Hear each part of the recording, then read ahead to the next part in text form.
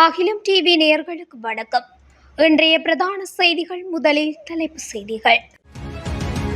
மின்சார கட்டண அதிகரிப்பு தொடர்பில் வெளியான தகவல். யாழில் இருந்து கொழும்பு சென்ற புகையிரதத்தில் தென்னிலங்கையர்கள் அடாவடி. 10 மாத காலத்திற்கு மூடப்படும் கொழும்பு மத்திய பேருந்து முனையம். கொழும்பு கடற்கரையில் 1 வயது குழந்தையின் சடலம் மீட்பு, தீவிர விசாரணையில் போலீசார்.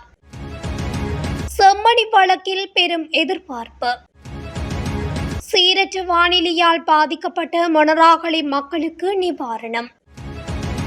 கண்டியை புரட்டி போட்ட வெள்ளம் கொட்டி தீர்க்கும் கனமழை. நேபாளத்தில் முன்னாள் பிரதமரின் மனைவி உயிருடன் எரித்து கொலை. பாகிஸ்தான் வெள்ள அபாயம், 25,000 பேர் வெளியேற்றம். இந்தியா சீனா மீது 100% வரி விதிக்க ஐரோப்பிய ஒன்றியத்துக்கு ட்ரம்ப் அழுத்தம். இன்றைய வானிலை தொடர்பான முன்னறிவிப்பு. தொடர்பென விரிவான செய்திகள். நாட்டில் மீண்டும் மின்கட்டணம் அதிகரிக்கப்படும் சாத்தியக்கூறுகள் காணப்படுவதாக தெரிவிக்கப்படுகின்றது. அந்த வகையில் 2025ஆம் ஆண்டின் இறுதி காலாண்டுக்கான மின்சார கட்டண திருத்தம் முன்மொழிவை இலங்கை மின்சார சபை சமர்ப்பித்துள்ளது. தொடர்ச்சியான தொழிற்சங்க போராட்டங்கள் மற்றும் மறுசீரமைப்பு செயல்முறைகளுக்கு மத்தியில் சபை இந்த நடவடிக்கையை முன்னெடுத்துள்ளது. இதன்படி மின்சார கட்டணத்தை 6.8% அதிகரிப்பதற்கு இலங்கை மின்சார சபை முன்மொழிந்துள்ளதாக பொது பயன்பாடுகள் ஆணைக்குழு தெரிவித்துள்ளது.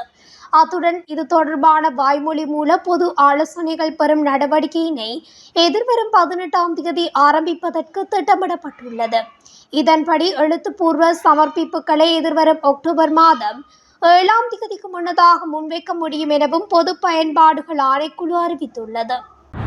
யாழ்ப்பாணத்தில் இருந்து கொழும்பு சென்ற புகையிரதத்தில் தமிழர்கள் முன்பதிவு செய்த ஆசனத்தை தென்னிலங்கையர்கள் அமரச் சென்றதுடன் அடாவடியிலும் ஈடுபட்ட சம்பவம் ஒன்று பதிவாகியுள்ளது. யாழ்ப்பாணம் காங்கேசன்துறையிலிருந்து கொழும்பு கோட்டைக்கு செல்லும் மதியம் 1:30 புகையிரதத்தில் முன்பதிவு செய்த 4 யாழ்ப்பாணத்தில் இருந்து ஏறியிருக்கின்றனர். அவர்கள் முன்பதிவு செய்து பயணச்சீட்டுகளை பெற்றிருந்த ஆசனங்களில் காங்கேசன்துறையில் இருந்து 4 சிங்களவர்கள் அமர்ந்து வந்துள்ளனர். யாழ்ப்பாணத்தில் இருந்து முன்பதிவு செய்த 4 தமிழர்களும் பயணச்சீட்டை காட்டி அது தம்மால் முன்பதிவு செய்யப்பட்டது எனவும் ஆசனத்தை விட்டு தருமாறு கேட்டுள்ளனர். அதனை மறுப்பு தெரிவித்த அவர்கள் தாமும் முன்பதிவு செய்துதான் புகையிரதத்தில் பயணிக்கின்றோம் எனவும் தாம் முன்பதிவு செய்த ஆசனங்கள் வேறொரு பெட்டியில் இருப்பதாகவும் அந்த ஆசனங்களில் அமர்ந்து வருமாறும் கூறியிருக்கின்றனர். தாம் முன்பதிவு செய்துள்ள ஆசனத்தை தம்மிடமே ஒப்படைத்துவிட்டு நீங்கள் முன்பதிவு செய்த ஆசனங்களுக்கு சென்று அமருங்கள் என கோரிய போதும் அதற்கு சிங்களவர்கள் செவிசாய்க்கவில்லை. இதனையடுத்து புகையிரத பரிசோதகர்களிடம் இந்த விடயத்தை பாதிக்கப்பட்டவர்கள் முறைப்பாடு செய்த போது சாவகச்சேரி புகையிரத நிலையத்தில் புகையிரதம் நிறுத்தப்பட்ட சிங்களவர்களை அவர்கள் முன்பதிவு செய்த ஆசனத்தில் சென்று அமருமாறு புகையிரத பரிசோதகர்களால் அறிவுறுத்தப்பட்டுள்ளனர். அதனை ஏற்காத சிங்கள பயணிகள் சண்டித்தனம் செய்ததுடன் அடாத்தாக அமர்ந்த ஆசனங்களிலேயே தொடர்ந்து பயணம் செய்வதாகவும் பாதிக்கப்பட்டவர்கள் தெரிவித்துள்ளனர். இந்த பிரச்சினைகளால் 30 நிமிடம் வரை சாவகச்சேரி புகையிரத நிலையத்தில் நிறுத்தி வைக்கப்பட்டதாகவும் புகையிரதத்தில் பயணித்தவர்கள் கூறியுள்ளனர். புனரமைப்பு பணிகளுக்காக கொழும்பில் உள்ள மத்திய பேருந்து முனையம் நாளை முதல் 10 மாத காலத்திற்கு மூடப்படும் என்று இலங்கை போக்குவரத்து சபை அறிவித்துள்ளது. புனரமைப்பு முன்னெடுக்கப்படும் காலத்தில் புறக்கோட்டை, போதிராஜ மாவத்தை, குணசிங்கபுர மற்றும் பெஸ்டியன் மாவத்தை ஆகிய இடங்களில் இருந்து இலங்கை போக்குவரத்து சபையின் பேருந்துகள் இயக்கப்படும் என்று இலங்கை போக்குவரத்து சபையின் பிரதி பொது மேலாளர் PHRD சந்திரஸ்ரீ தெரிவித்துள்ளார். ஒருங்கிணைந்த கால அட்டவணையின் கீழ் உள்ளவை உட்பட நீண்ட தூர பேருந்துகள் பெஸ்டியன் மாவத்தை பேருந்து பணிமனையில் இருந்து இயக்கப்படும். அதே நேரத்தில் குறுகிய தூர பேருந்துகள் போதிராஜ மாவட்டத்தில் இருந்து இயக்கப்படும். இந்த புனரமைப்பு பணிகள் இலங்கை விமானப்படையால் மேற்கொள்ளப்படும் என்றும் அவர் கூறினார். புனரமைப்பு பணிகள் அரசாங்கத்தின் தூய்மையான இலங்கை தேசிய திட்டத்தின் ஒரு பகுதியாகும் என்று இலங்கை போக்குவரத்து சபையின் பிரதி பொது மேலாளர் இந்திக்க சண்டிமால் கூறினார். 1 வருடத்திற்குள் முடிக்க எதிர்பார்க்கப்படும் இந்த திட்டத்துக்காக கிட்டத்தட்ட 540 மில்லியன் ஒதுக்கப்பட்டுள்ளது என்றும் அவர் குறிப்பிட்டார். கொழும்பு பம்பலப்பட்டி ரயில் நிலையத்துக்கு அருகிலுள்ள கடற்கரையில் இன்று காலை 1 வயது குழந்தையின் சடலம் கரையொதுங்கியுள்ளது. கொள்ளுப்பட்டி கடலில் ஞாயிற்றுக்கிழமை மாலை 3:30 மணியளவில் கடலில் விழுந்து 1 வயது மற்றும் 2 மாத குழந்தை காணாமல் போனதாக கூறப்படும் சிறுவனின் சடலமாக இருக்கலாம் என கூறப்படுகிறது. கடலில் விழுந்த தாய் மீட்கப்பட்டார். மூச்சு விடுவதில் சிரமம் ஏற்பட்டதால் கொழும்பு தேசிய மருத்துவமனையில் அவர் அனுமதிக்கப்பட்டதாக தெரிவிக்கப்படுகிறது. கணவருடனான தகராறில் அந்த பெண் தனது குழந்தையுடன் வெளிமடை பகுதியில் இருந்து கொள்ளுப்பட்டிக்கு வந்ததாக போலீஸ் விசாரணையில் தெரிய வந்தது. அந்த பெண்ணின் கணவர் நுவரெலியா பகுதியில் உள்ள ஒரு போலீஸ் நிலையத்தில் பணிபுரியும் ஒரு போலீஸ் அதிகாரி என்பது தெரிய வந்துள்ளது. அந்த பெண் குழந்தையுடன் கடலில் குதித்து தற்கொலைக்கு முயன்றாரா அல்லது அந்த பெண் தனது குழந்தையை கடலில் வீசி விட்டாரா என்பதை தீர்மானிக்க போலீசார் மேலதிக விசாரணைகளை மேற்கொண்டு வருகின்றனர். செம்மணி மனித புதைகுழியின் 2ஆம் கட்ட அகழ்வு பணிகள் நிறைவடைந்துள்ள நிலையில் நீதிமன்ற நடவடிக்கைகள் தொடர்பில் பெரும் எதிர்பார்ப்பு ஏற்பட்டுள்ளது. செம்மணி புதைகுழி தொடர்பான வழக்கு விசாரணை எதிர்வரும் 18ஆம் தேதி யாழ்ப்பாணம் நீதவான் நீதிமன்றத்தில் இடம்பெறவுள்ளது. கடந்த வழக்கு தவணையின் போது 3ஆம் கட்ட அகழ்வு பணிகளுக்கான பட்ஜெட்டை சமர்ப்பிக்குமாறும் நிபுணர்களின் இடைக்கால அறிக்கையும் நீதவான் கோரியிருந்தார். இந்த விடயங்கள் எதிர்வரும் வழக்கு தவணையின் போது முன்வைக்கப்படும் என்று எதிர்பார்க்கப்படுகின்றது. அத்துடன் 2ஆம் கட்ட அகழ்வு பணிகள் நிறைவடைந்த பின்னர் நடைபெறும் 1வது நீதிமன்ற நடவடிக்கை என்பதாலும் எதிர்வரும் வழக்கு தவணையில் பெரும் எதிர்பார்ப்புகள் ஏற்பட்டுள்ளன. நிலவும் சீரற்ற வானிலை காரணமாக மொனராகலை மெதகம கொடிகமுவ பகுதியில் 8 வீடுகள் சேதமடைந்துள்ளதாக மாவட்ட அனர்த்த முகாமைத்துவ பிரிவு தெரிவித்துள்ளது. குறித்த பகுதியில் நேற்றிரவு பெய்த காற்றுடன் கூடிய கடும் மழையின் போது மரங்கள் முறிந்து வீழ்ந்த நிலையில் வீடுகள் சேதமடைந்துள்ளன. இந்த நிலையில் அனர்த்தத்தால் பாதிக்கப்பட்டவர்களுக்கு உடனடி நிவாரணம் வழங்க நடவடிக்கை எடுக்கப்பட்டுள்ளதுடன் இழப்பீட்டுக்கான மதிப்பீடுகள் மேற்கொள்ளப்படுவதாக மொனராகலை மாவட்ட அனர்த்த முகாமைத்துவ பிரிவு தெரிவித்துள்ளது.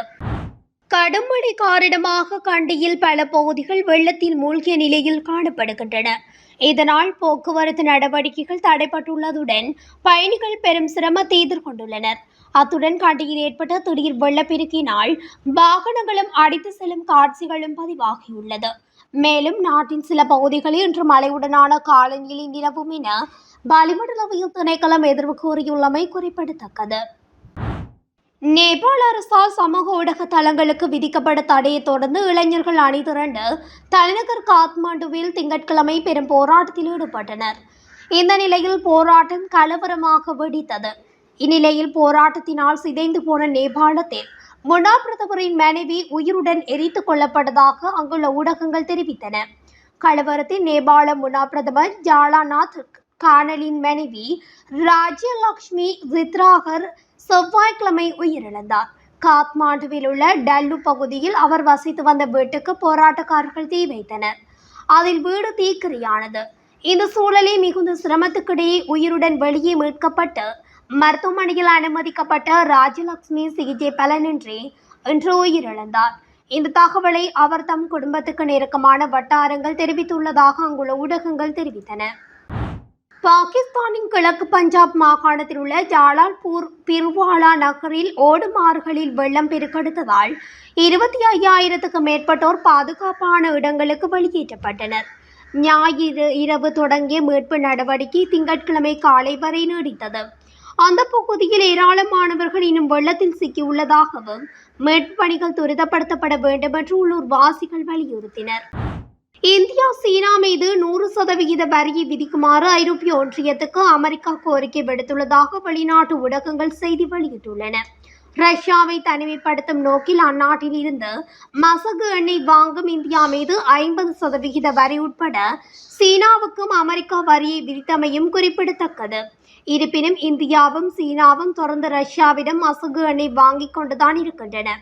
இந்த நிலையில் இந்தியா மற்றும் சீனா மீது 100% வரியை விதிக்குமாறு ஐரோப்பிய ஒன்றியத்துக்கு அமெரிக்கா கோரிக்கை விடுத்துள்ளதாக வெளிநாட்டு தகவல்கள் தெரிவிக்கின்றன.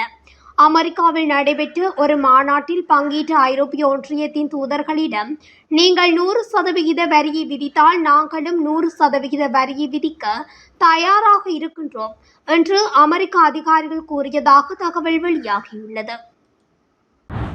மேல் சப்ரகமுவ மற்றும் வடமேல் மாகாணங்களிலும் காலி, மாத்தறை, கண்டி மற்றும் நுவரெலியா மாவட்டங்களிலும் இன்று பல தடவைகள் மழை பெய்யக்கூடும் என்று வளிமண்டலவிய திணைக்களம் எதிர்வு கூறியுள்ளது.